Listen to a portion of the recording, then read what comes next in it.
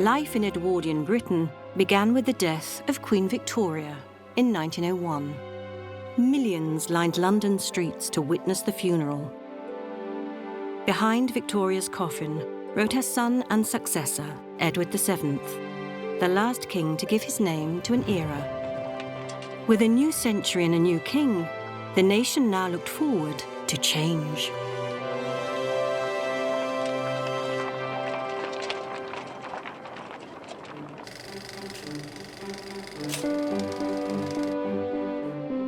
The summer of 1902, on the day of Edward VII's coronation, the nation takes to the streets to celebrate, like this one here in Accrington, shown in colour for the first time.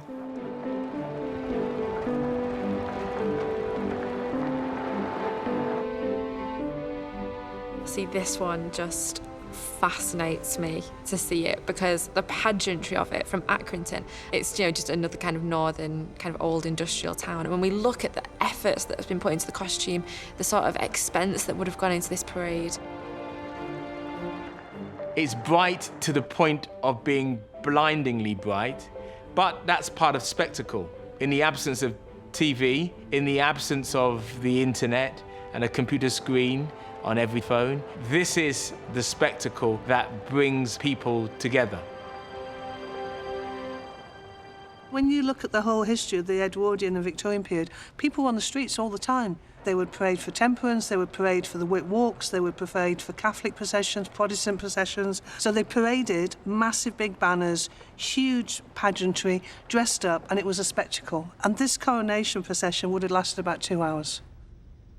I think what we're seeing here is a film of how conscious people are of what's happening in the rest of the British Empire, how people have absorbed descriptions of empire from newspapers, from popular culture and so on. Remember, this is only 3 months after the end of the Boer War. There will have been a lot of talk about Africans, and I think this film reflects how globalized thinking was at this moment in time. These are people in the absence of having sufficient people of colour black themselves up to include those people of colour as part of the British story. So they want the British story to be authentic, and for it to be authentic, it has to include people of the empire.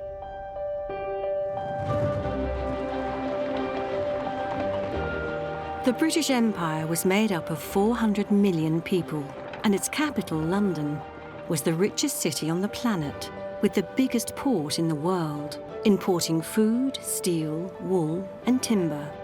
This film from 1904 shows 11 miles of wharfs, handling 60,000 ships a year. Tens of thousands worked in the docks and in the markets. My great-grandfather was a driver, used to pick up chemicals from the docks onto a horse-driven cart and drive them back to a chemical factory in South London.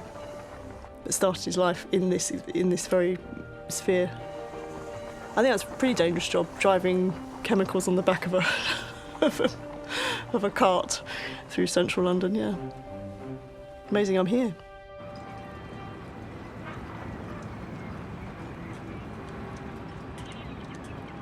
So the London docks, it's a real hub.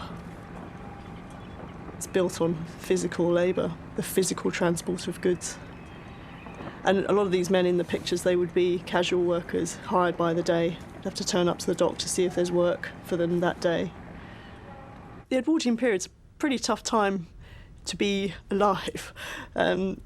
OK, society's changing and reforms are being introduced, but people are working very long hours, average working week of 60 hours plus. Low wages on the whole for most people. So everybody you see here would have a story to tell, I'm sure, about their working lives. Bobby Cooley works at the new Covent Garden Flower Market in Vauxhall.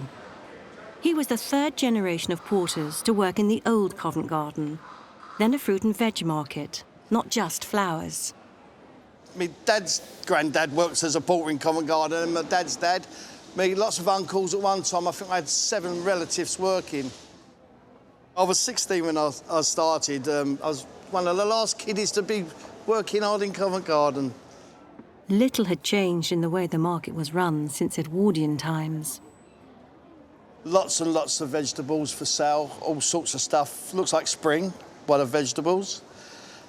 Guys portering with the cotchels on their head and all sorts of things on their head. Bushels, which I know have £28 in them. Apples, looks like cabbages. You could sell a market porter. You normally had a scarf and a cap because you're carrying a lot of stuff on your nut and you don't want to sort of like completely let your brains in. Ladies, now this is an important part. Ladies here working hard in the market, the flower market as porters, and in the veg market shucking peas and processing stuff. I can really relate to these people in this picture here exactly because they're working as I used to work, i.e. they're working with wicker and boxes where we used to work with cardboard and plastic. But yeah, we shoved as much stuff around as they did.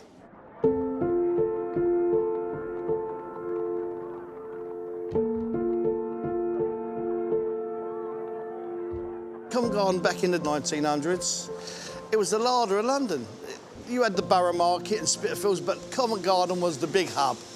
Anything that was going anywhere was going to Covent Garden first. You can imagine it's quite a dangerous place to work. There's a lot of heavy goods being shifting around and horses moving.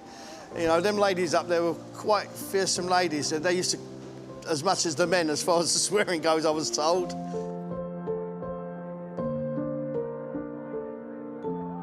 Having a hard life is a good life, because if you're working hard, you're getting paid. And all the guys in here, they're up early, whether we have a good trade or bad, they're here to do a day's work.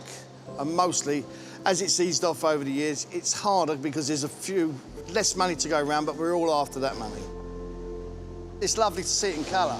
I'm seeing flowers you can identify. Daffodils, hyacinths, daffodils, looks like irises. I'm seeing vegetables that look edible, rather than black and white. I might have spotted one of my granddads here if I'm careful, back in the day, because we've been here since 1905 and that looks round about when it was.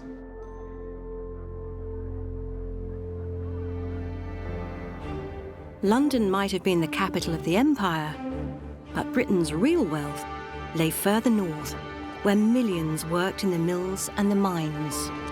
Long hours, accidents, deaths. It's a really dangerous industry. You had to work so fast. You had to really go like that. You couldn't stop, and woe betide you if you missed any of the dirt.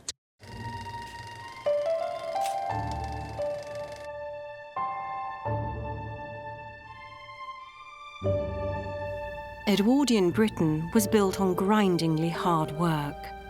More than 10% of the population relied on coal for their livelihood. Never had more coal been dug. Britain's status as the most powerful nation in the world depended on coal. It was our biggest export. It powered our industry and heated our homes. Here, for the first time in colour, we see the life of a coal miner in Wigan in 1910. Coal kept the nation going. The country would not have survived without it because it was so heavily reliant on industry. And with the new technology coming in, they needed it more than ever. So when we see these men, you know, the nation is on their shoulders. We just can't imagine what it would be like to be a miner at that time. I mean, extremely tough conditions, extremes of temperature, both hot and cold, long hours, accidents, deaths. It's a really dangerous industry that was absolutely integral to everybody's everyday life and the industrial life of the country. In Lancashire, its coal heritage is well remembered by the Chorley Empire film community. My grandfather worked in the pit in Goulburn at this time, and in fact he was injured in a disaster. There was a fall of coal. Several people were killed, but he lost his leg and never worked again. And when you look at the conditions they were working under, it looks absolutely terrifying. So I look at them and I think one of them could be my grandfather, yes, which is extraordinary. It's very moving, it really is. There were 350 collieries in Lancashire alone. Eric Lancaster worked as a miner on the Wigan coalface, where they mined using the same process as the Edwardians. I started at New Colliery at 14 and a half. I worked in the stores till I could go down the mine. And then I went down the mine and was on what they call the haulage, where the rope used to pull the tubs along. And then I eventually got on the coal face. They're getting in the cage now to descend the mine. You went down at 7, because the pit whistle would go then. You could have 2 miles to get to the coal face. They had a man rider, loco, and that took you a mile. Then you walked a mile, then you got to the coal face, and then you started work. You'd keep on working till you cleared your coal. It was called a breadth. It was about the length of a terrace sitting room, about 12 feet, and about 4 foot thick and 4 foot advance. When you cleared it, you'd advance the face 4 foot. It was tough, and it was hot, and it was sweaty. So watching this film, it is realistic, because it was quite dirty. You got black, and when you'd finish your shift, you was covered in coal dust. So you wanted to get into the pithead baths for a real hot shower. It wasn't just the men who worked in the coal industry. Women did too. Banned from working underground, thousands of girls and women worked on the surface, sorting coal and loading wagons. They were known as the pit brow lasses. Rita Culshaw is the 4th generation from her family who worked in the mines. I left school when I was 15 and I started work on the Monday on the pit brow. And I went with my sister. Your hands got really cold and black and dirty. And I used to put Vaseline on your eye lids so that it was easy to wash the coal dust out. But after you'd had a bath, you were still picking bits of coal out of the corner of your eyes. Those pit brow girls, happy and smiling, like we all did, pushing the tubs. I remember they still dressed like that, and they still folded their arms like that as well.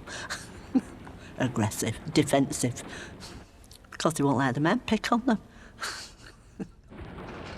They're picking the dirt out of the coal, and you had to work so fast. You had to really go like that.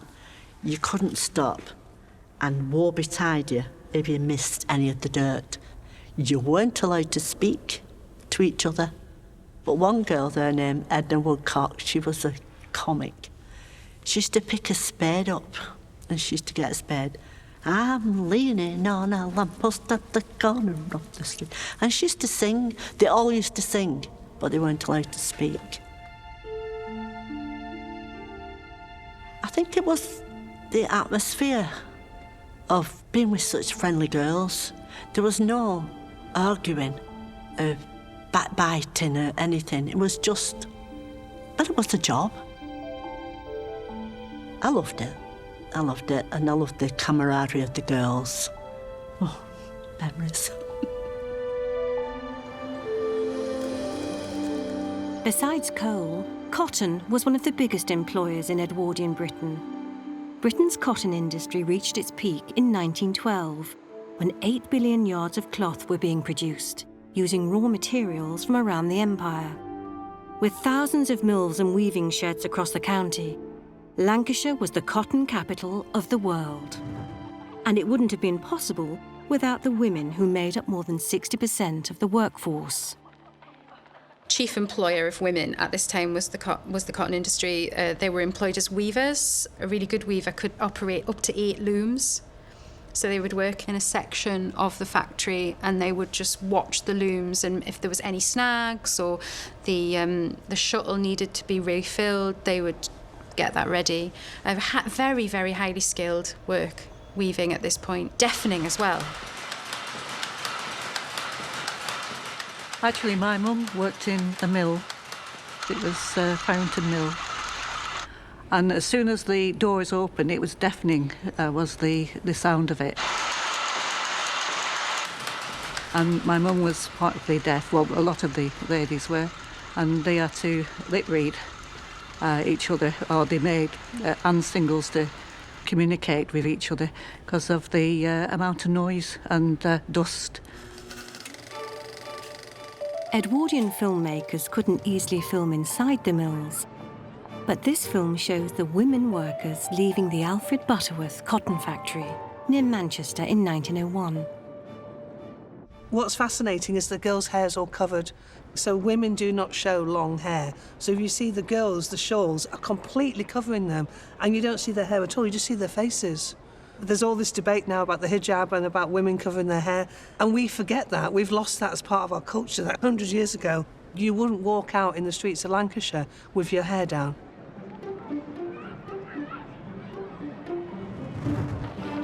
In Edwardian Britain, men's roles have been publicly documented, but women's work could be every bit as skilled, as captured in this rare footage from 1910 of the Siemens Brothers factory in Dalston, East London, where women are busy making electric lamps.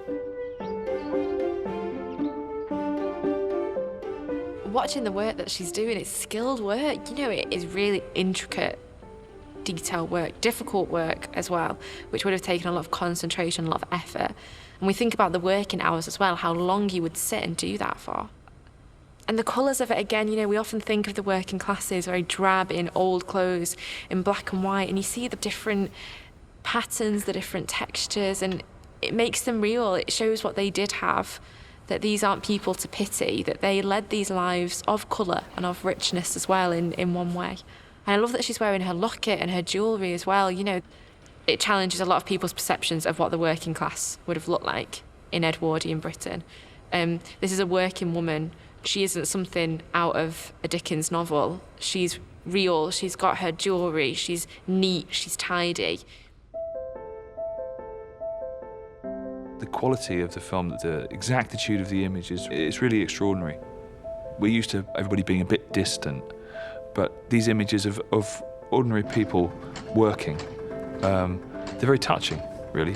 They're very moving because you feel a kind of human connection with somebody who's just, there doing something. And there's nothing more human than working with your hands, really. And to have these very, very beautiful and very clear images of people doing intricate work for you to watch.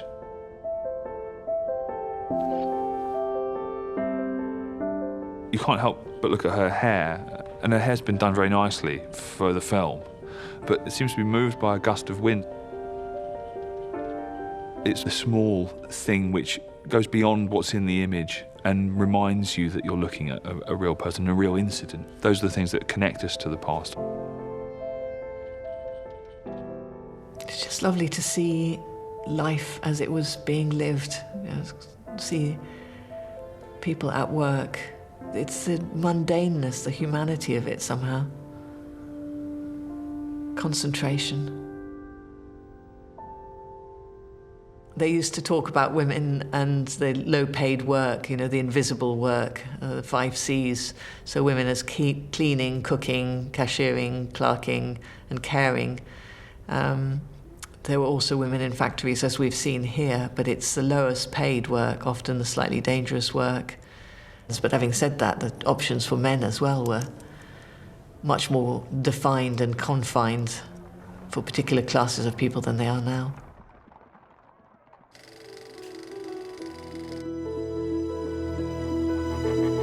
In Edwardian Britain, all classes of people had to wear hats. You weren't fully dressed if you didn't wear one, and the hat defined your position in society, from top hats and boaters to bowlers and flat caps. Stockport was the world centre for hat making in 1910. Here, it's the men who are hard at work making the popular fur felt hat.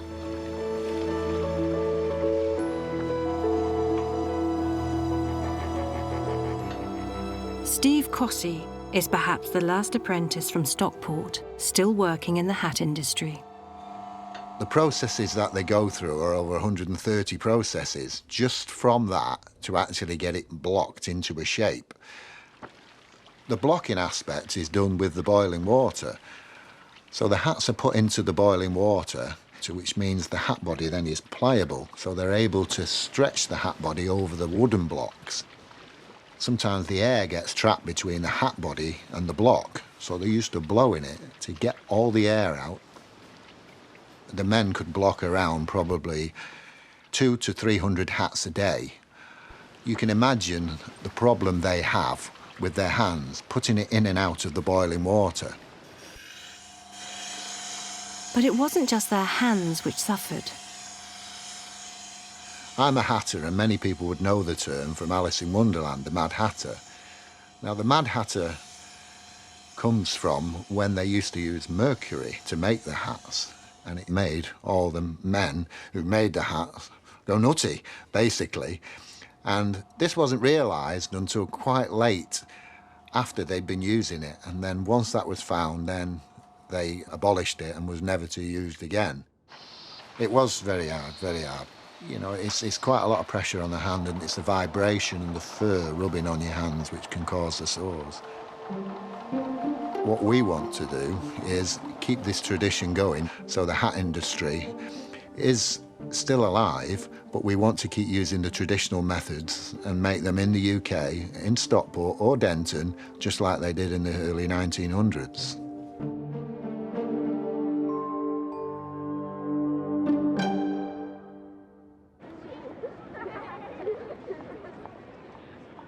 If life over 100 years ago was very different, the biggest difference was in the lives that children were forced to lead in Edwardian Britain. It would have been hard work, heavy, dirty, hard work, and children were useful because they could get between the looms. We talk about social mobility these days. These kids wouldn't have had an opportunity to stay on at school very long, and going to university would be like going to a different planet.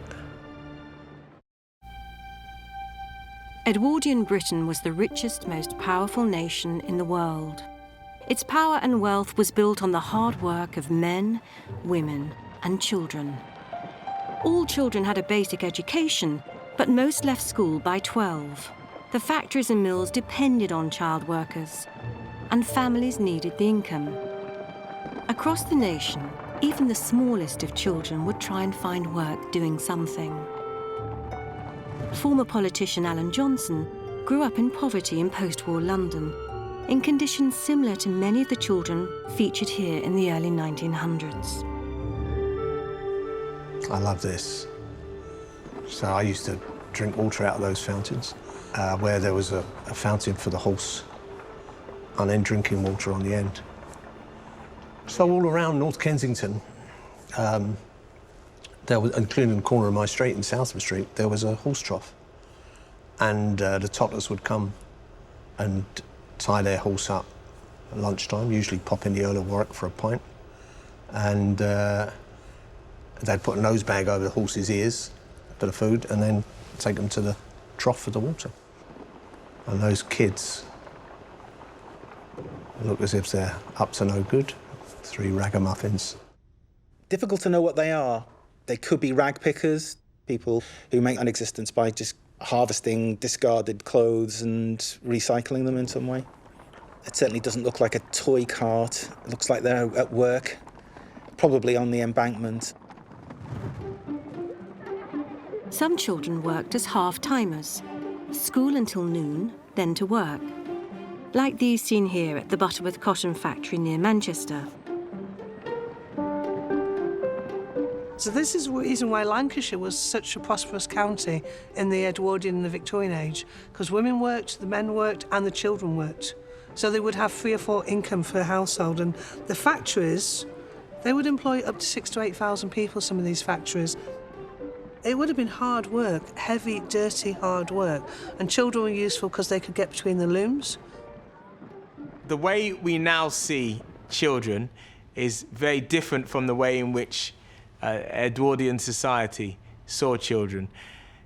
For working families, they saw children as a source of labour, extra labour, especially labour that men didn't want to do, that women couldn't perhaps do, and that they could. But there was a call for reform and for children to attend schools.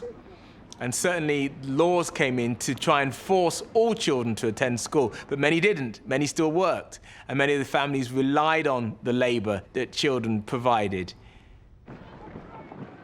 This was the first age of filmmaking, so it was still unusual to see a film camera outside your factory gate. The children are intrigued. It's almost like he's going, look at me, and he looks, and he's playing in front, and he hits his friend. But he's so natural in front of the camera. He's like the instant film star. He does look like the Artful Dodger. You've really brought him to life.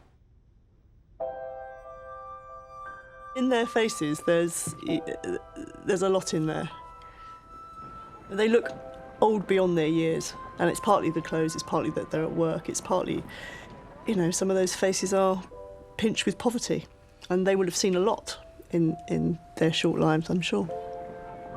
All the missed opportunities. I mean, we talk about social mobility these days. These kids wouldn't have had an opportunity to, certainly not to stay on at school very long, and going to university would be like going to a different planet. So they knew where they were going, into the factory. There's a bloke with bow legs coming down there. That's rickets. Can hardly walk. It's painful. Children were at risk of rickets whilst they were still growing. It's caused by malnutrition, lack of vitamin D and lack of sunlight. Well, it was beginning to die out, but it was still a fairly common feature. So living conditions are improving, infant health is beginning to improve, all these things that contribute to those kinds of changes. But as you can see, it's still very present in some of these films. Kind of gets me is that some of these lads probably didn't come back from the war. You start to project our knowledge of what would happen in the build-up. You think these lads who are staring at the camera and, look so innocent. This generation, this decade of time would change their lives forever. So that, it feels like quite poignant when you do see them coming out. That's what I find fascinating about these films. Picking out an individual and wondering exactly what became of them and where their children are today or their grandchildren.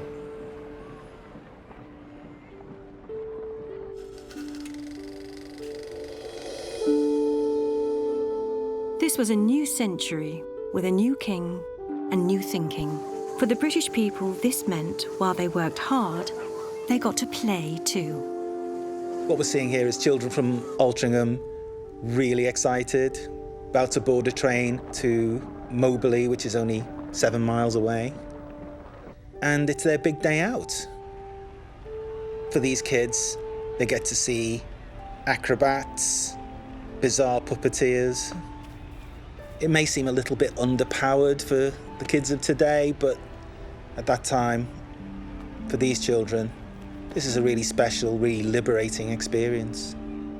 It was a hard time, the Edwardian period, for children because their parents often were working full time. They didn't have a lot of opportunity to get outdoors. So this is one of the reasons why outings like this were so important, to try and get children out into the countryside, away from the sort of polluted areas in towns and into the fresh air, so they could run around and play. And I mean, childhood was very short at this point. People had to grow up very quickly and get to work, and you really, I mean, we have a concept of childhood, really lasting now until sort of 18, but childhood in many ways was over by the time you were 12 in the Edwardian period. But men, women and children were united in their pride for their king, country and community. They came together for huge celebrations like this one in 1902, the once every 20 years Preston Guild, opened by the Mayor Frederick Arthur Stanley, the 16th Earl of Derby. The week-long processions date back to medieval times, but now a new world is being celebrated, and new inventions. So it's not unlike a modern carnival, different floats coming through the town, and they're all part of the textile trade, and of course that's the thing that had made this region, had made the area what it was. And that is the symbol of the trade. I mean, the loom. That would have meant so much to so many people.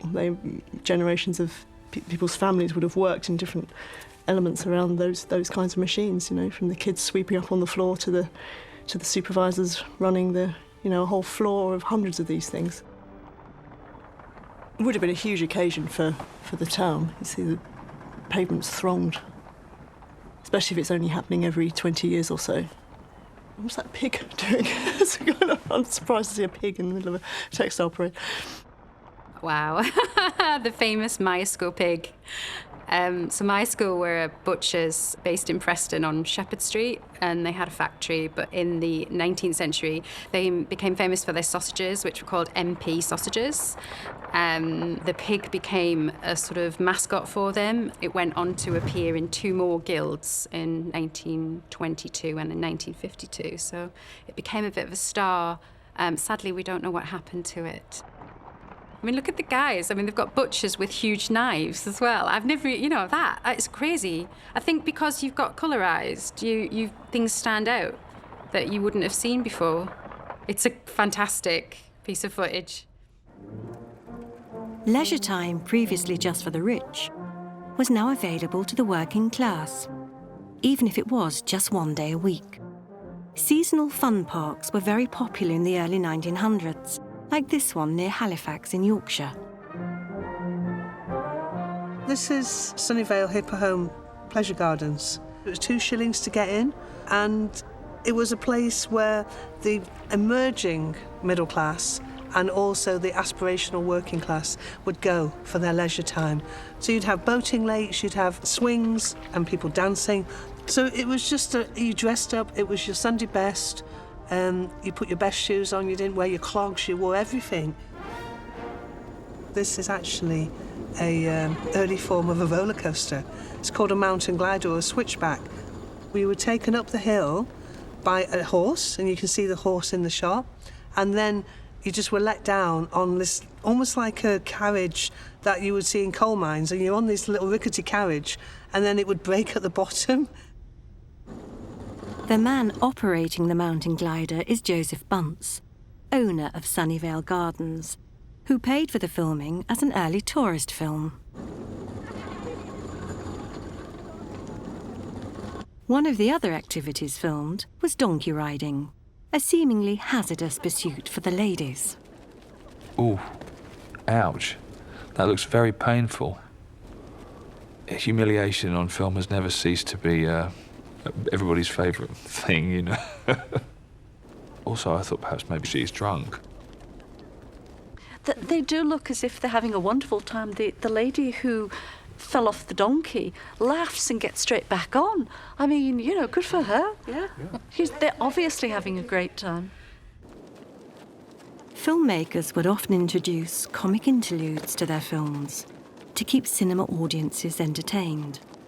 If you look closer at the lady, you can see that her hair is cut short. Perhaps this is an early example of a stuntman caught on film. With the northern mill workers allowed 1 full week off a year, that created a whole new sector, the world's first seaside holiday resorts for working and middle classes alike, and one towered above them all. Blackpool had a unique offer. Nowhere else had 3 piers, nowhere else had a Blackpool Tower. It was the place to be. Britain in the Edwardian era was the richest, most powerful nation in the world. All this was thanks to the enormous hard work by its people. Finally, leisure too was part of their lives. For the mill workers of the north, they could now enjoy 1 week's unpaid holiday a year. And for millions of people in the early 1900s, that meant the seaside. And the ultimate place for Edwardian entertainment, Blackpool. This is Blackpool Victoria Pier, and this is a really fascinating film because this is the third pier that was built in Blackpool. So Blackpool has 3 piers. It has the North Pier, the Central Pier, and this was called the Victoria Pier. And it was opened in 1893. Now it's called the South Pier. The 3 piers were all connected by the promenade and the trams running along Blackpool's central seafront. This film was made commemorating the opening of the new promenade in 1904, which allowed, this fantastic promenade walkway right up to the new pier, Victoria Pier. And what they're doing is promenading, really what piers were built for. You promenaded on the pier. It's the idea of you being able to walk out to sea and being able to look back at Blackpool. I mean, that was a huge attraction. I mean, promenading was a big social activity at this point. Wonderful glimpse back at the sands there of the early housing in Blackpool. Most of that is now gone. It's been replaced by large hotels. This tram is also incredible because it's also advertising Blackpool's famous Winter Gardens, a fantastic indoor entertainment complex with the Opera House and then the Empress Ballroom. So a real palace of entertainment, one of the big attractions in Blackpool where everybody went to enjoy the greatest stars of the day or dance on the fantastic Empress Ballroom dance floor. You've got middle-class people and working-class people all mingling together in ballrooms. Everybody knew how to dance, everybody could waltz, and it was a big part of the culture of this time. You dressed up to go to the seaside in the way that you dressed up to go out on a Saturday night. You only had that week off, and you didn't get paid for it, and you saved your money, or you'd have holiday clubs. They came here for access to the sea, to bathe. They came here for the sweets, the treats, the ice cream. They came for things that they couldn't really get at home. At the same time as the Victoria Pier, the great Blackpool institution of the Pleasure Beach was opening and developing it. They brought these incredible rides from all over the world, and the river caves was this incredible journey. So you went through all the caves of the world in Blackpool. So it was an astonishing attraction. The River Caves attraction is still running here today. The other ride going strong is the Captive Flying Machines by Sir Hiram Maxim. The oldest ride on the Pleasure Beach, thrilling the public since 1904. Maxim is best known for designing the first automatic machine gun, but he dreamt of inventing powered flight. By designing this amusement ride, he hoped to raise funds to build a working aircraft. Sadly, this was the nearest to the flying machine he achieved in his lifetime. The Wright brothers got there first. With 4 million visitors a year, Blackpool became a magnet for a new wave of entrepreneurs. The illuminations we enjoy today first lit up the town in 1912. And nowhere else had the ultimate money-making attraction, Blackpool Tower. It was built on the most prominent position overlooking the central beach, which was where Blackpool sprung from. It was where all the entertainment was first offered to the masses who arrived on their day trips and then holidays. Blackpool Tower was always about making money, and it made a lot of money. It could have thousands of people could go through its door every day for a mixture of attractions. So you could go dancing, you could have a cup of tea. It was almost like a multi-purpose venue that we think of nowadays before they were built. There's nothing wasted in this building.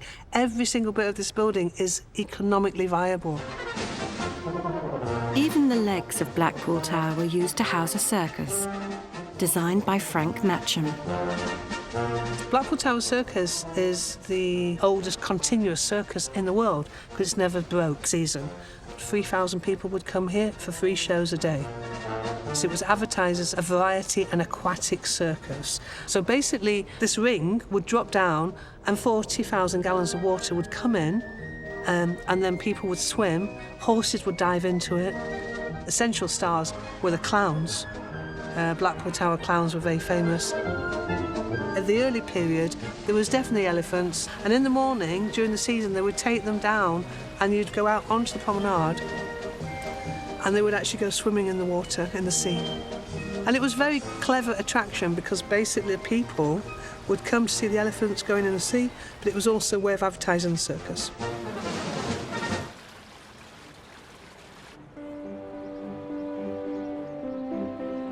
Blackpool was very much a place of showing and enjoying.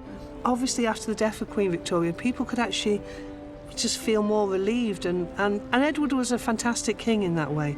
He was a very jolly king, but those 9 years of his reign are particularly poignant because so much social change, but so much joy as well. This is a form of time travel. These are lives being lived out in front of your eyes to act as our witness, really, to the past. I think they're wonderful. Seeing these films with their full colour again, when you get a sense of the life in a way which is much more direct and much more kind of immediate and affecting.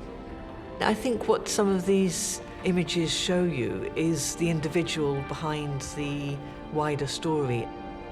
And in the individual, you have those who enjoy their life. I mean, they have limited opportunities and aspirations, but they're still having fun one day and there's an awful story the next. And I think the images take you to that level of the individual's experiences.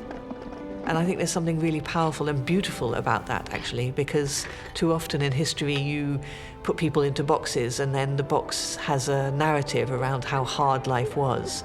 And yes, it was hard, but there was so much more going on. Next time, Edwardian Britain locked in a power struggle. Workers unite and fight for fairer work and pay. Women demand a voice, the vote, and a place in the world. Victories are won, but a whole generation would make the ultimate sacrifice. All this is captured on Edwardian Britain in colour.